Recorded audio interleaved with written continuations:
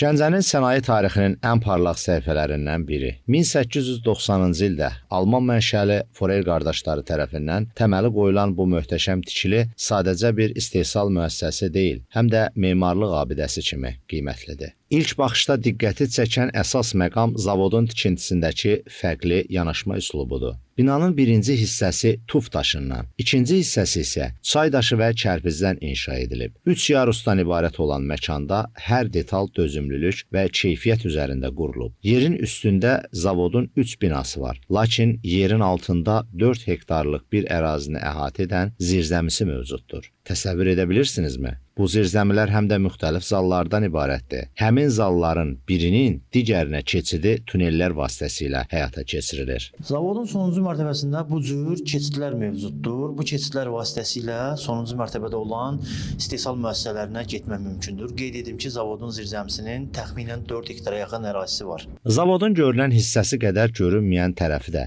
heyran edicidir. Yerin üstündəki binadan əlavə yerin altında 2 mərtəbədə var. Zavodun daxili hissəsində istifadə olunan materiallar da xüsusi seçilib. İndiki Göygöl rayonu ərazisindən gətirilən ağ gildən hazırlanan 17-20 tonluq gil çəlləklər fermentləşmə prosesinin yaratdığı korroziyaya qarşı inanılmaz davamlılıq nümayiş etdirir. Burada gördüyümüz çəlləklər 3 hissəyə bölünür. 5 litr xırda çəlləklərdir ki, bunlar daşınırdılar və istifadəyə verilirdilər.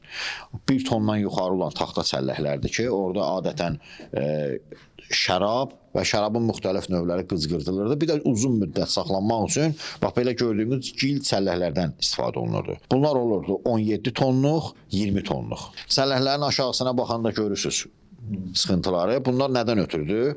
Artıq şlakın, müəyyən şeyləri axması üçündür.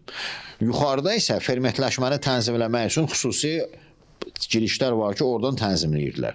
Eyni zamanda bu çəlləklər arasında şərabın mübadiləsi olurdu. Yuxarı daşıyırdılar şlankla və müxtəlif variantlarda. Ona görə çəlləklərin yuxarısında çıxacaq yerlər var, burada da var. Burada palıd çəlləkləri var idi.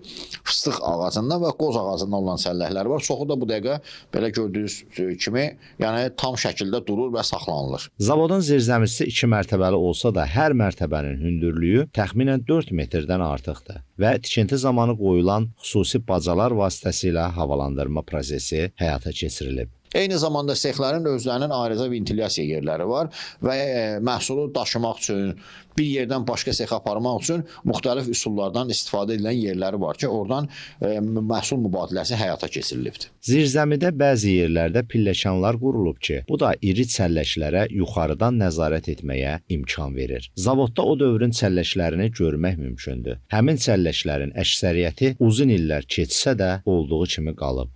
Zavodun zirzəmisində olan çəlləklərin tutumu 500 litrdən başlayaraq 20 tona qədərdir. Həmçinin zavodda gildən başqa bu cür qoz ağacından hazırlanan çəlləklər də mövcuddur.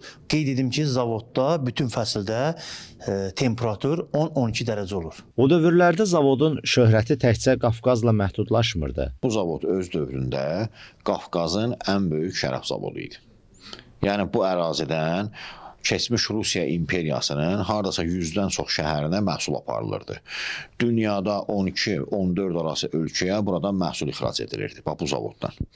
Forer qardaşları məhz bu zavodun bazasında o biri zavodları və şərab istehsalı sexlərinə tikib istifadəyə vermişdilər. Ərazidə çəkiliş edən zaman diqqətimizi bir məkanda cəlb elədi. Elə yavaş-yavaş həmin əraziyə doğru irəlilədik. Pilləkənlərlə yuxarı qalxanda qarşımıza tam başqa bir məkan çıxdı. Hazırda olduğumuz məkan zavodun dequstasiya və laboratoriya mərkəzi olub. Rəflərdə gördüyünüz məhsulların hər biri 1920-ci ildən bəri qorunub saxlanır. Burada bir tarix var. Operatordan xahiş edəcəm göstərsin. Gördüyünüz kimi bu tarix 1924-cü il.